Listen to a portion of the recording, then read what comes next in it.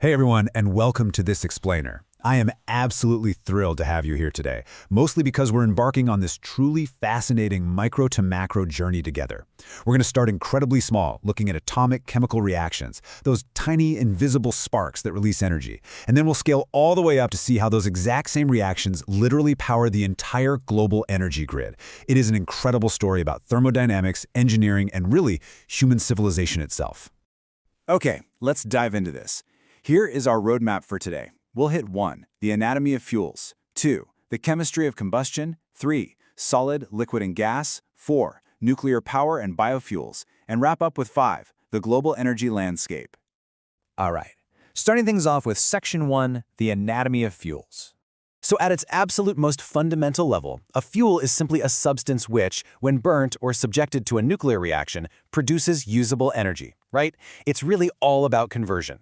It's taking this locked-away chemical or nuclear potential energy and transforming it into heat or mechanical energy that we can actually practically use.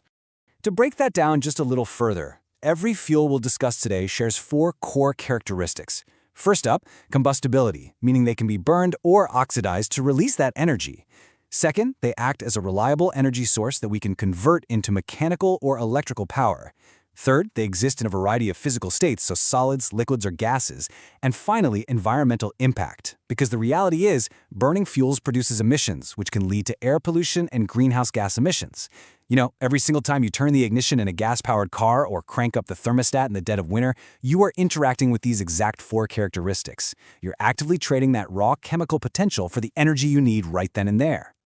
Moving right along to Section 2, the chemistry of combustion. So, the crucial point here is the distinction between complete and incomplete combustion.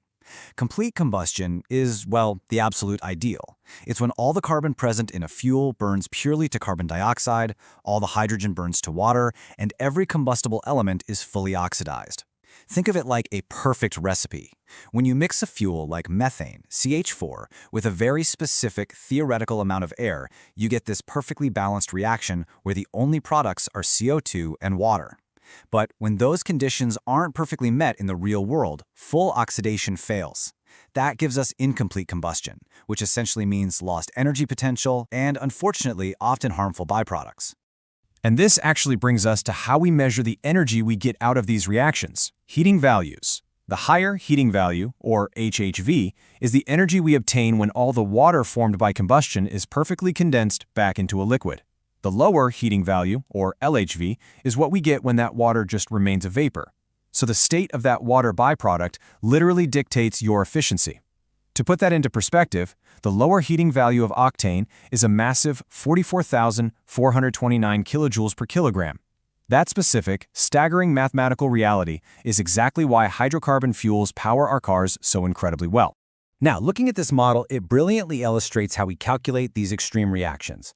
This is the steady-state reactor combustion model, and it helps us understand something called the adiabatic flame temperature. Basically, in a perfect theoretical scenario where absolutely no work is being done and no kinetic energy is lost to the outside environment, the energy liberated on combustion transfers perfectly to the products. It represents the absolute maximum temperature a combustion reaction can possibly achieve. And for sure, it serves as a critical benchmark for engineers who are out there designing everything from jet engines to massive power plants. Jumping into Section 3, solid, liquid, and gas. We can pretty easily categorize fuels by their physical state, solid, liquid, and gas, and also by their procurement, meaning whether they're natural or manufactured. Naturally, we have things like solid wood, liquid petroleum, and natural gas. But humanity has cleverly learned over time to transform these raw natural fuels into manufactured states to utilize their energy way more effectively for specific jobs.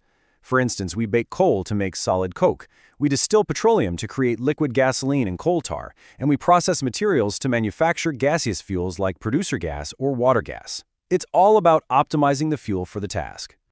And of course, towering above the rest in terms of historical usage are the big 3 fossil fuels: coal, crude oil, and natural gas. As you know, these are highly combustive materials formed over millions and millions of years from the remains of ancient organisms. But their varied physical states are incredibly important because they dictate how easily they are transported, handled, and actually fed into our machinery. Because at the end of the day, an ideal fuel isn't just energetic, it absolutely has to be readily available and easy to move. All right, Section 4, Nuclear Power and Biofuels. Prepare yourself for a mind-blowing leap in energy density here. Now, what's really interesting about this slide is the sheer scale. A single pellet of nuclear fuel weighs approximately 0.1 ounce, that is just 6 grams. Yet that tiny 1-inch tall pellet yields the exact same amount of energy as 1 entire ton of coal, or 120 gallons of crude oil, or 17,000 cubic feet of natural gas. I mean, that is just a staggering, almost incomprehensible leap in energy density. So how is that level of efficiency even possible? Well, it bypasses chemical oxidation entirely in favor of atomic manipulation. There are two main mechanisms here. Nuclear fission is the splitting of a heavy atom to form new atoms, and that's the incredible technology we actually use in our power plants today to generate massive amounts of heat. Nuclear fusion, on the other hand, is the combining of atoms to form a new atom. That's literally the process that powers the sun, and it's a frontier we are still working incredibly hard to harness here on Earth. Alongside nuclear, we also have biofuels. Now, unlike fossil fuels, which take millions of years to form in the Earth, these are derived from recently living organisms, and the process is entirely cyclical. It's pretty cool. We can track the carbon starting right from the sun, driving plant photosynthesis, to extracting oil from those plants, processing it in a lab, supplying it to consumers, and finally combusting it in an engine, which then releases CO2 back into the atmosphere for the next generation of plants to use all over again. Bringing it all together in Section 5, the global energy landscape. Mapping data from 1970 to 2010 reveals the parallel skyrocketing trajectories of global GDP, global population, and primary energy demand. The data neutrally but powerfully reports a very direct relationship here.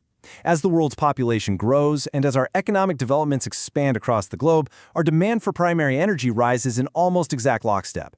It's a simple fact. We simply cannot build a modern, high GDP world without a massive, foundational supply of fuel to power the whole shebang. So where exactly is all that power coming from today? Well, despite some really incredible advances in hydro, solar, and wind technologies, which now make up about 26% of our power, a massive 74% of the world still relies fundamentally on thermal and nuclear power plants, meaning we are still relying heavily on the exact principles of complete combustion, adiabatic temperatures, and nuclear fission that we just explored together. Which kind of leaves us with this final thought. We know that as our population grows, our need for energy grows right along with it. We also know that complete combustion and ultimate energy efficiency are dictated by very strict chemical and physical laws. So how will our microscopic understanding of fuel chemistry dictate the next century of global development? Whether we're finding more efficient ways to combust natural gas, perfecting that closed biofuel cycle, or finally unlocking the secrets of nuclear fusion, the spark that powers the grid will always start right there at the atomic level. Thank you so much for joining me on this explainer. Keep questioning, keep learning, and I'll catch you next time.